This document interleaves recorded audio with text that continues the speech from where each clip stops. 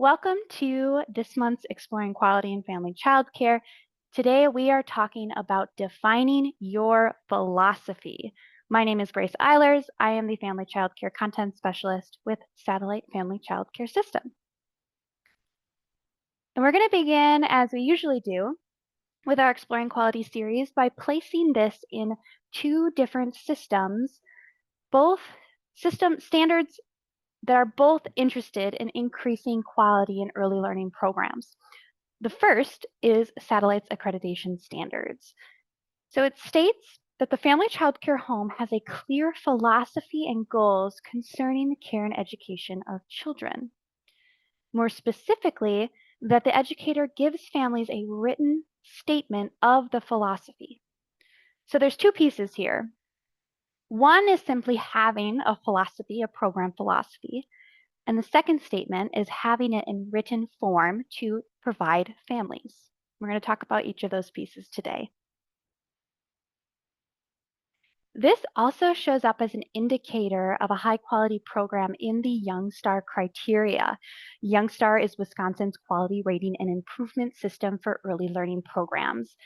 And it states that the written family handbook must include a program philosophy, explaining the provider's values, beliefs, and/or approach to caring for and teaching children. So we're going to be focused on family child care specifically today. If you are joining us as a group child care educator, welcome. And I know that a lot of the questions that we'll be talking about today will also apply to you. So we're going to be diving into the what, the why, and the how of the program philosophy statement. Starting with the what are the components of the philosophy statement?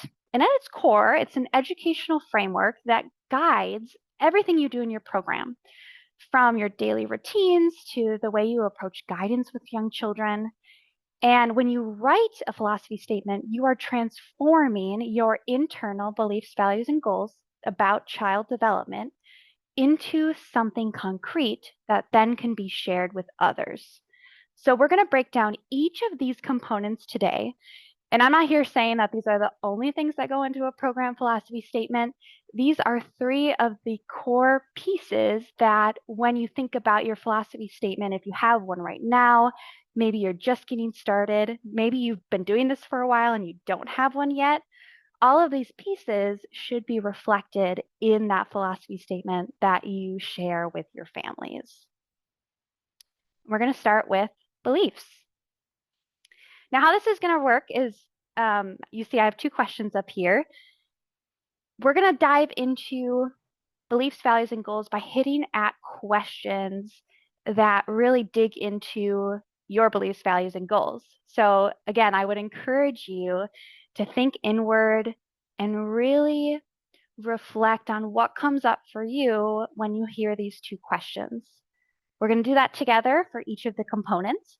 And then we're going to, after we hit these questions, we are going to see some examples from satellite programs, some snippets of philosophy statements from real programs that feature elements of beliefs, values, and goals.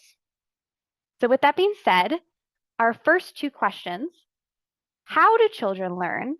Through their relationships, environment, and community. And what do children need from their relationships, environment, and community? Those are the two questions that really hit at your beliefs about child development. Some examples could be children learn through playful learning. Children learn through taking risks. Children learn through interacting with others. You could also say for the second question, children need consistent, sensitive caregiving. Children need access to healthy meals throughout the day. Children need uninterrupted time and space to play. So there are a lot of different directions that you could go with this. And I know each and every one of you that are joining us here today hold a lot of beliefs about child development. And we can't I mean, maybe some of you could write a whole book on your program philosophy statement, but the philosophy statement is a shorter synopsis of what you bring to the table. So we're going to focus on what comes up initially for you when you think about these two questions. What comes up for you? And if you're willing and able, we'd love to hear from you through the chat. Children learn better with positive influences. Amaya says children learn through other children. So interactions, peer-to-peer interactions.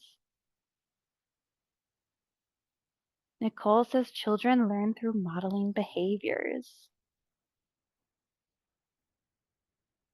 Children learn through play. Nicole says children need respect, responsiveness, and reassurance. We are going to see a few examples of how this shows up in two different program philosophy statements. Each of the images that you'll see on our example slides are from the programs that the snippet from the philosophy statement was taken. So for Dawn's program here, Dawn says, I believe education is a process brought on by the child's interaction with their immediate world. It is through playing in this world that each child is encouraged and stimulated to explore, to experiment, and to discover using their own unique learning styles and interests. So you can see here, this is an I believe statement, and Dawn is communicating to families that what children need from the environment. They need space to explore. They need a play-based learning program to explore their unique interests. That is what Dawn is communicating through this portion of her philosophy statement. Now we're going to look at a piece of Shannon Davis's philosophy statement at Let the Dragons Fly Childcare. Shannon says, I believe that by having a few close providers a child sees during the day, children feel confident about their routine, appreciated, listened to, nourished, and safe. So Shannon's really getting at the what do children need from question. Children need a few people, consistent caregiving, and that is how they are going to feel safe and loved and ready to learn and grow. Now we are going to watch a video where we're going to hear educators speaking about those I believe statements, their perspective on their beliefs about children's development as more examples.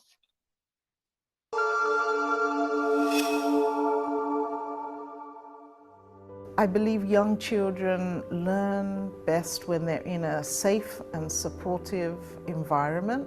Children learn when they're allowed to be kids, when they do what they're naturally born to do, which is play, run, jump, explore, touch things, ask questions. Children learn when they're in an environment where they're trusted to be who they are. Young children learn best when they feel safe, when they feel nurtured and secure. And in a classroom, that means when they're respected, when their interests are respected, when their developmental stage is respected. They learn best when they're able to create meaning, when they're able to do work that's meaningful and authentic to them. And for young children, that's through play. In a play-based environment, children are naturally drawn to reading. They naturally want to know what this sign says or what that symbol means. They're having to really think about their world, and it's not just thrown at them. You can see them enjoying thinking and enjoying learning. And there's a physicality to play. So when children are not allowed to move their bodies, they fidget, as they should, because they're children and they need to move their bodies. I know that through play in their natural environment, they are going to learn what they need to know. Children are naturally going to question things in nature. They're going to count, they're going to sort. They're going to be interested in what's around them. So if the adults in their homes are reading and writing and exploring and taking them into the environment, they are going to learn. And when you give kids an environment where they can play, where they have really high quality materials, and we set up environments for them where they're surrounded by print and books and letters and numbers, they learn, and they learn through play and interaction. When children don't play, they're missing spirit, they're missing joy, they're missing the magic of childhood. Make mistakes, fail, try again, take a risk. When children don't play, they don't understand their own capabilities. Children in a play-based environment have a sense of joy and a sense of passion about life that follows them for the rest of their life. For more information, visit DEY.org. Now we are going to shift gears into thinking about values, your values about child development. And the question that hits at this is, what is important for children to learn? What is important for children to learn? Now, obviously, there are so many answers to this question, just like the first one, because the sole purpose of our long, drawn out childhood as human beings is that there is a lot to learn to be a healthy and happy adults. So, the whole purpose of childhood, a lot of people would argue, is to learn. So, therefore, I recognize that there are a lot of things that children should and will learn eventually. This really gets at what comes to mind for you. What are the most important things for you that children learn and they take away when they are with you in your program? So I encourage you to think about what comes up. Some examples could be it's important for children to learn. You may say how to be independent, how to communicate their wants, desires, and needs with others. You might say it's important for children to learn how to set boundaries. Maybe you find it is important for children to learn how to care for the earth, the environment, and themselves. So there are a lot of different ways that you can go about this question. So I would encourage you to sit with that for a minute, and if you're willing and able, we'd love to hear from you through the chat. Have some quick responses for this one. Thank you all for your participation. Melanie says, one thing important for children to learn is how to interact with other children in a positive way. So those friendship skills, that's what I'm hearing. Melinda says it's important for children to learn to communicate. I see learning about their social and emotional development. It's important for children to learn sharing, helping, being independent. Thanks, Natalie.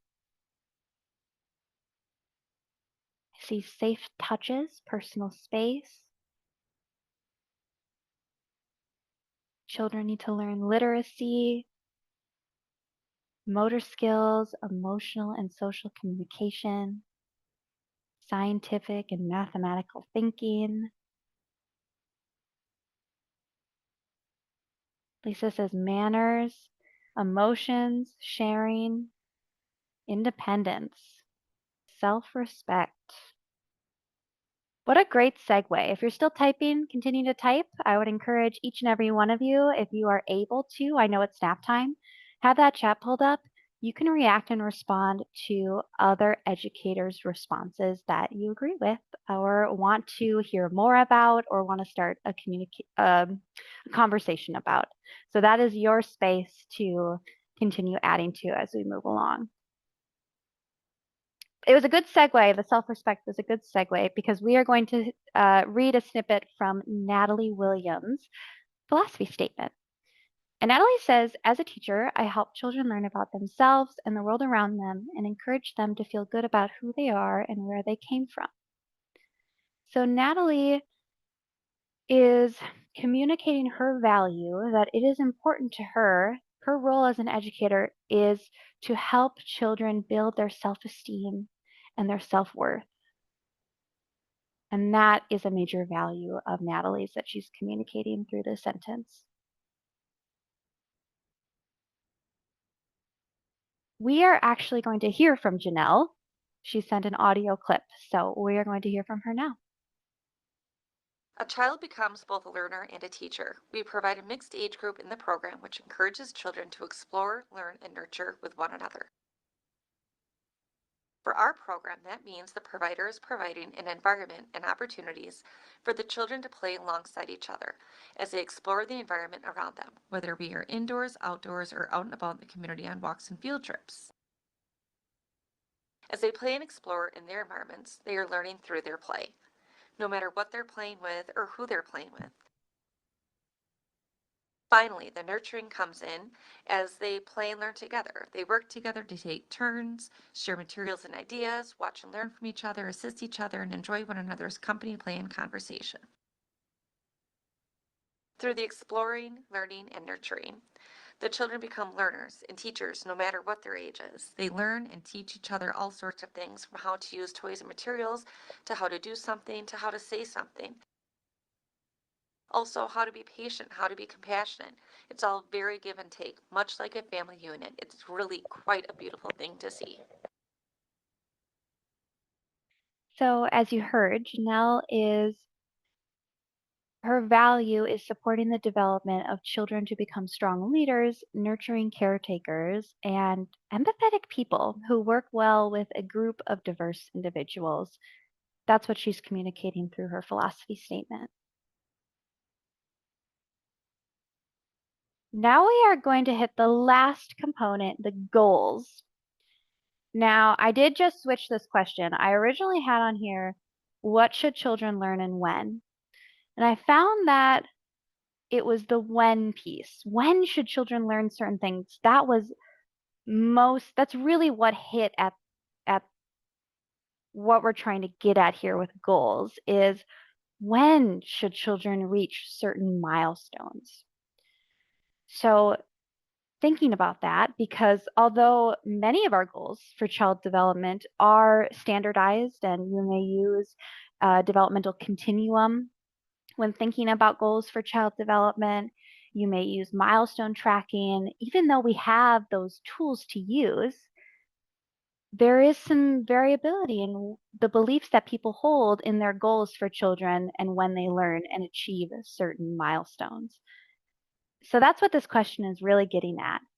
An example would be, when should a child know or be able to dress themselves? Or when should a child know their ABCs? Should a child be able to put themselves to sleep, down for a nap? When should they be able to do this? These are the questions that come up when we're thinking about our goals for child development. I know this is a very challenging question, but if anything comes up for you, we would love to hear from you in the chat. So I'll give you a moment to think about this question. When should children reach certain milestones? I think it also depends on their own abilities. It depends on each child. Taking a very individualized approach to education. Definitely something to include in your philosophy statement. I'm seeing a lot of, like I said, that individualized approach to education where it depends on the child to know when they're going to be ready. And I want to recognize that not all educators hold these same goals, and not all families hold this same idea that the child will show you when they are ready. We're going to see a couple of examples of where this shows up. This is from Heidi and Nora's program. We believe every child is unique and has their own unique abilities, interests, and challenges that are elements in creating their own life portfolio and with which, through their own experiences, they will learn at their own pace. So very similar to what many of you are coming here saying today is that children, rather than setting goals for them and milestones to reach, they will show you when they are ready to learn a new skill or to move on and develop at their own pace. Children will show you that. So this is a very child-led statement in nature. And that's what they're saying through this sentence in their philosophy statement, is that we hold this idea of being child-led very near and dear to our heart. And we are going to put this into our program in everything that we do. Tara Eben uses goal setting slightly differently. So Tara says, using the child's own curiosity, community encouragement, and love for learning, Tykes and Tots Family Childcare builds the children's readiness skills for kindergarten. So this is slightly different in the way that it's communicated. Tara is saying that her goal for children that come to her program is, I want to get your child ready to go to kindergarten so that they can be successful in school and they can be successful learners through instilling that love of learning.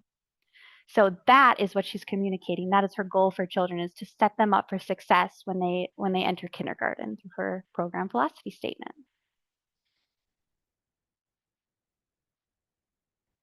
So now we're going to shift into talking about why this is so important, why this shows up in Satellite's accreditation standards and the Young Star criteria. Why do standards of quality recommend that you have a written philosophy statement?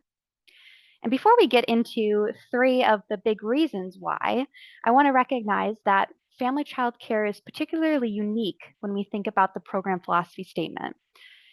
It's very personal and unique to every individual because oftentimes you are the sole educator in the program. So therefore, you are the program philosophy. So it makes it a very unique and individual experience. You have to decide as an educator, how am I going to articulate how I care, nurture, and love young children and help them grow and develop? So again, we have time today to touch on 3 of those important reasons why you should be thinking about your program philosophy statement in this way. And then we're going to end with a way to get you started. Again, because it's going to be very unique to every single program. The first piece, the first reason is expectation. So that's the idea that a program philosophy statement, you are providing through that written statement clear expectations for prospective families. So a family who is looking for care can read that philosophy statement and they can decide, okay, is this going to be a good fit? Is my family going to be a good fit for this program? Many programs I've seen in their family handbook, they have their philosophy. It is at the top right when you look at it, front and center. And it's particularly important for those new families.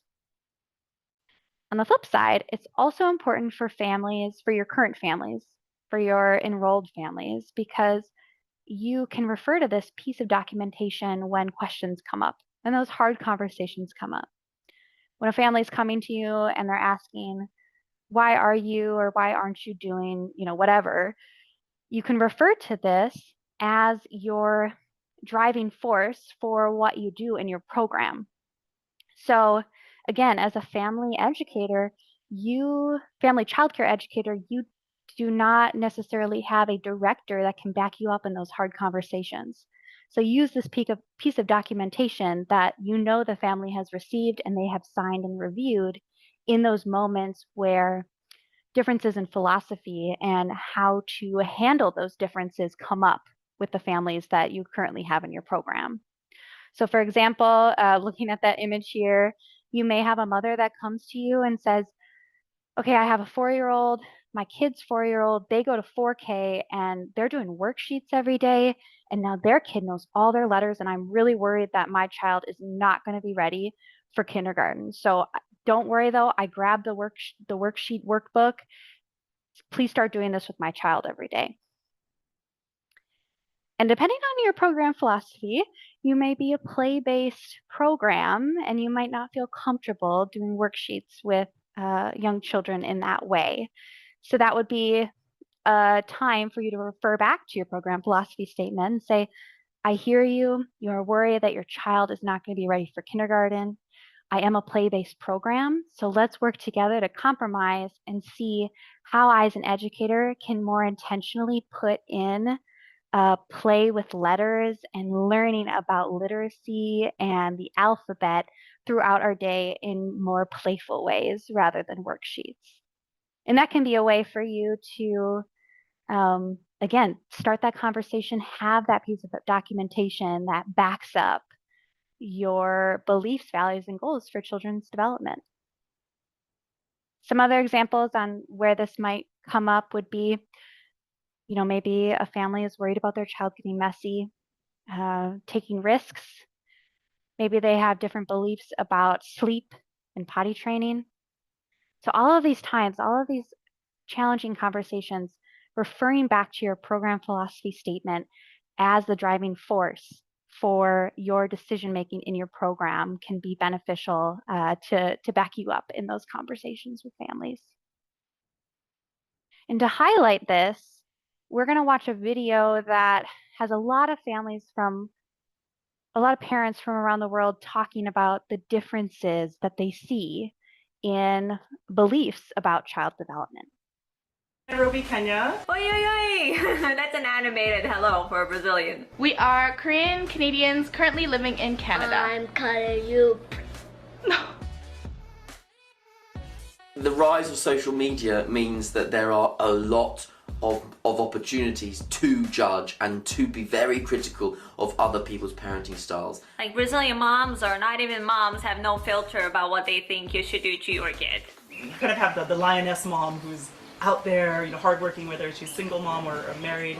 And then you have what we kind of call the elephant mom, who's more stay at home and the kids are always kind of close to them. But I think that because there's more support in the stronger community, I think there's less anxiety about the perfect way to raise your child. What we do here in Hong Kong is that we hire confinement nannies that stay with us at our place. And while you need the rest and sleep, they're there to help bathe and take care of your child. And also they do really awesome breast massages just for the milk to come. It's actually an amazing thing. Children do what you do, they don't do what you tell them to do. Yeah, we would never discipline our children by hitting them. It's against the law in Sweden. We talk to our children. Yeah. No one's worried or scared to give their kid a little bit of a smack. That's really not frowned upon here. So you see it all the time when you go out in public. If a kid is throwing a tantrum and the mom's had a bit of enough, she'll give him a little, smack on the bum. My father was very strict and he did not spare the rod. He used the rod. I think a lot of Korean parents use the rod. Physical punishment has been widely accepted, and I think a lot of that is, it is changing. In Canada, it's actually illegal to spank your child in any other way except a palm on the bottom to the butt. In China, for me, the most culturally interesting thing about parenting is that the parents of the mother or father, to be honest, if you're a Chinese guy, are always involved in your child's life. It's like a bird never leave their nest. The whole big family just never leave their nest. Like even we have kids, my parents still think we're little kids. Yeah. Until probably one day they couldn't do anything. Didn't say it was fun, but it's interesting. Yeah, that's just the case. You don't just raise your child yourself. You have a whole community to help you raise your child, to look after your child. There are a lot of people that I grew up with or I went to school with who were actually raised by their grandparents.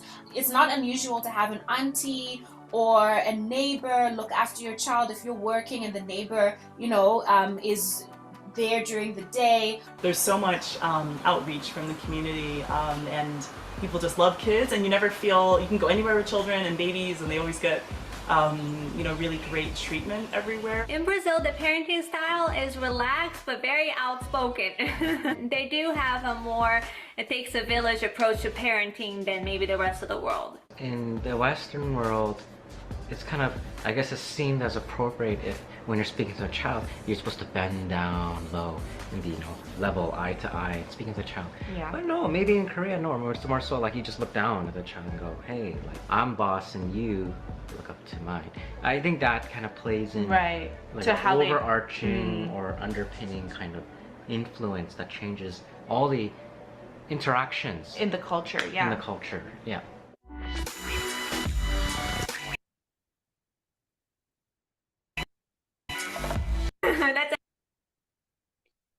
Something that stands out to me in this video in particular is this idea that beliefs, values, and goals about child development in a global sense and within smaller communities, they can change over time. They're not stagnant.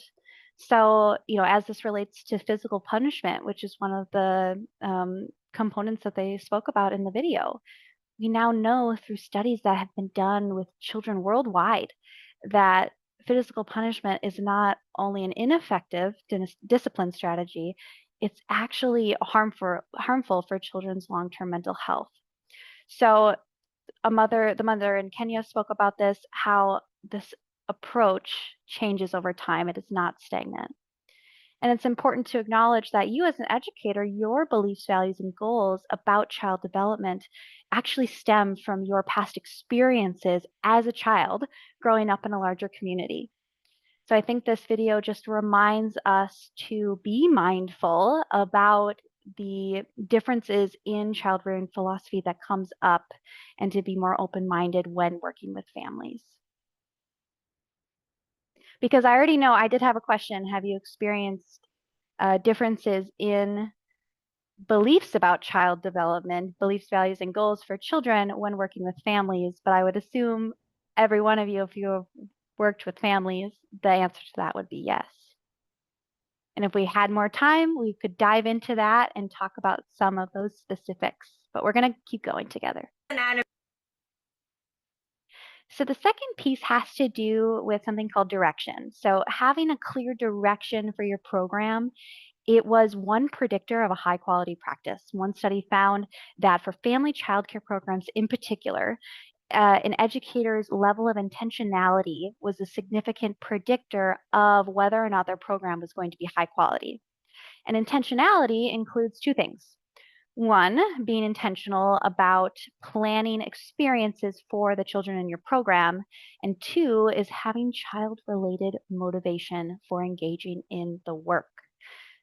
So with that being said, a program philosophy statement should be this living, breathing document, as we just talked about in the last video.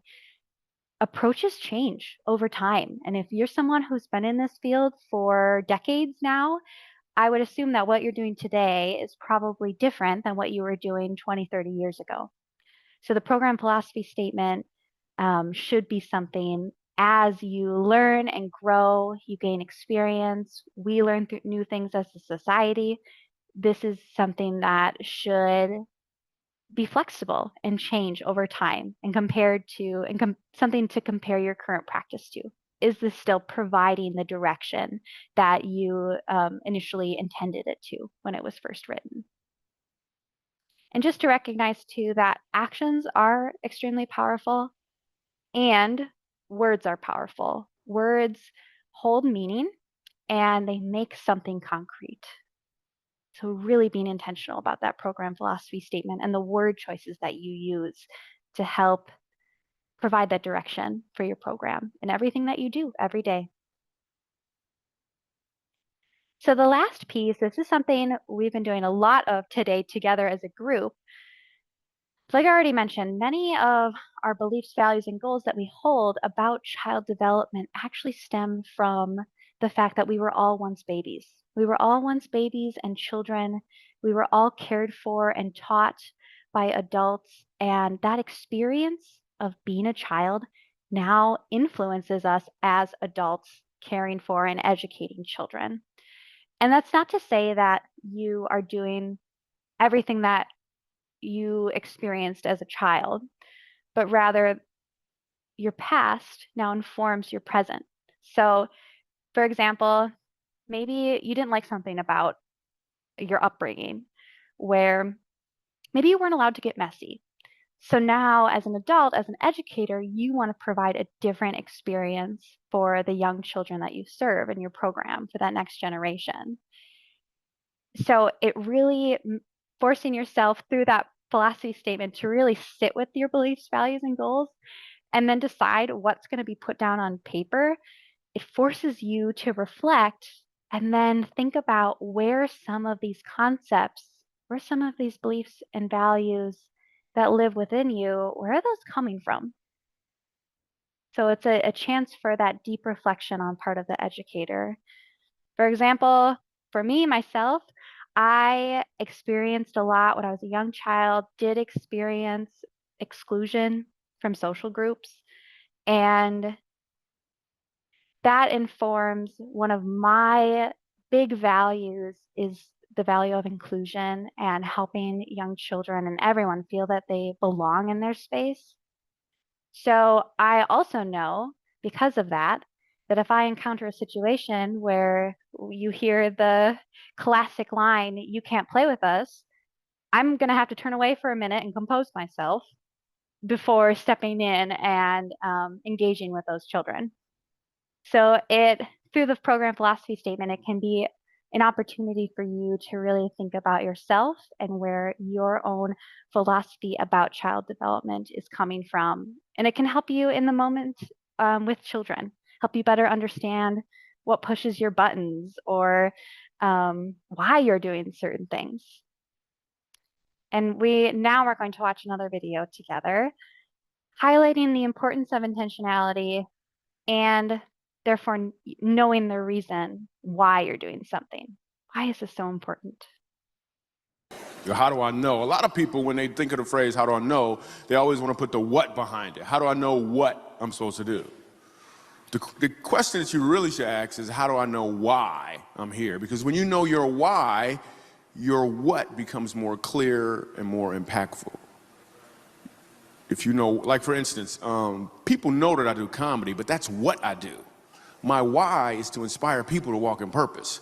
So I can do comedy, I can write books, I can be in a movie, because all of it is motivated by my why. In fact, I have a new web series out called Michael Jr. Break Time. We probably just did the 6th episode. It's on YouTube. So every single Wednesday at 3 o'clock, we drop a new episode on YouTube of Michael Jr. Break Time. What it is it's me. I travel around the country and I do stand-up comedy, in case you didn't know. And in the middle of my comedy set sometime, I'll stop and just talk to my audience. And we've been filming this, and it's pretty cool. So we're in Winston-Salem. I'm gonna show you a clip from Winston-Salem. And I'm just talking to this guy in the audience, and he tells me that he's a musical instructor at a school. So I was like, all right, you're a musical instructor, can you sing? Let me hear you sing a song. So this is what happened at the last episode of Michael Jr.'s Break Time. Check it. So you're a musical director? Cool. Yes, sir. All right, so let me get a couple bars of like Amazing Grace. Can you do the first part of that? Go ahead. Amazing grace, how sweet the sound that saved a wretch like me. Wow. That bro could sing. You know what I'm saying? All right.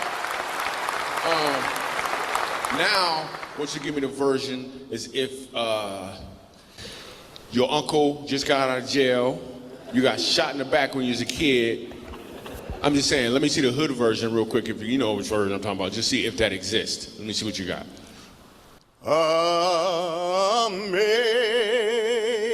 Amazing grace, how sweet the sound that saved a wretch like me.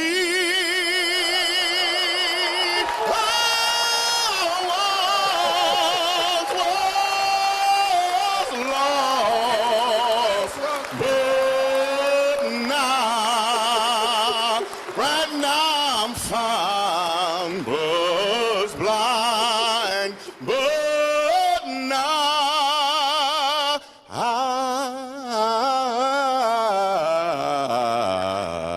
I see. Let's go. Now.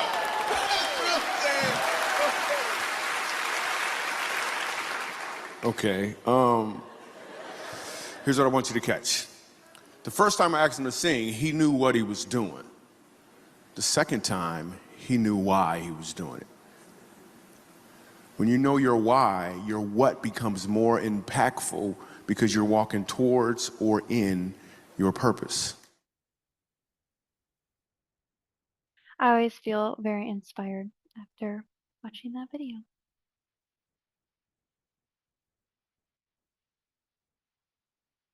We're going to end our time together today by talking about how you do this, how you get started.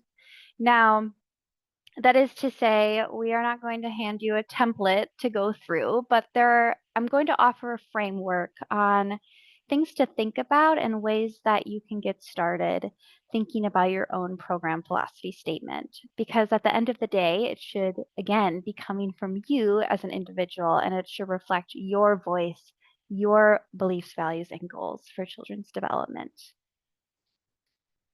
So the first thing to think about is this idea of using sentence starters. So we have a few examples here. Children are, the educator is, the environment is, those I believe statements. My goals are to do this. So these can come, using these sentence starters, these can come from asking yourself those questions that we thought about and answered today as a group. How do children learn through their relationships, environment, and community? What do children need from their relationships, environments, and community? What is important for children to learn? When should children reach certain milestones? The answers to all of those questions can help fill in some of these, the middle and end of these sentences here that we have started for you. And this is written out on the Defining Your Philosophy handout that was emailed to you in the You Are Registered email. So if you wanted to refer back to that later on when you're thinking about this, these sentence starters and the questions are also included in that handout. What's also included in the handout is the Curriculum Philosophy Comparison Guide. So if you've been following Satellite's professional learning opportunities, you know that we in 2023 and 2024 focused on 5 different early childhood education philosophies. Those being emergent curriculum, Play, Waldorf, Montessori, and Forest School. So this handout here simplifies, very, very much simplifies each of these philosophy statements into those 3 components. Children are, the educator is, and the environment is. So this can be a place to get you started or to think about where you currently fall by looking at each of these and comparing them and seeing where do your beliefs, values, and goals align. The QR code here, which will also be included in the follow-up email for you, is a link to the recordings of the Curriculum Philosophy series, each of those events. So we brought in real educators that were doing this work to talk about each of these philosophies. So if any of these pique your interest, I would encourage you to go back and watch the recordings from those. And finally, I'll just offer another way to get you started writing your very unique philosophy statement would be to use a template. So if the questions that we thought about earlier didn't work so well for you, or you want more, you want a different way of looking at it, this resource from the Erickson Institute that is on Town Square has slightly different questions that get at very similar themes, but they're worded differently. So they ask things like, what is your view of children? How do you define education and learning? How do children learn best? And what is your role as an educator? So again, all things that can help you piece together a strong philosophy statement that really reflects you as an educator. And that will also be included in the follow-up email that you will receive after our time is over within the next couple of days. Thank you all for your participation today. I appreciate your thoughtfulness and the way that you were willing to share your beliefs, values, and goals for children's development. So thank you.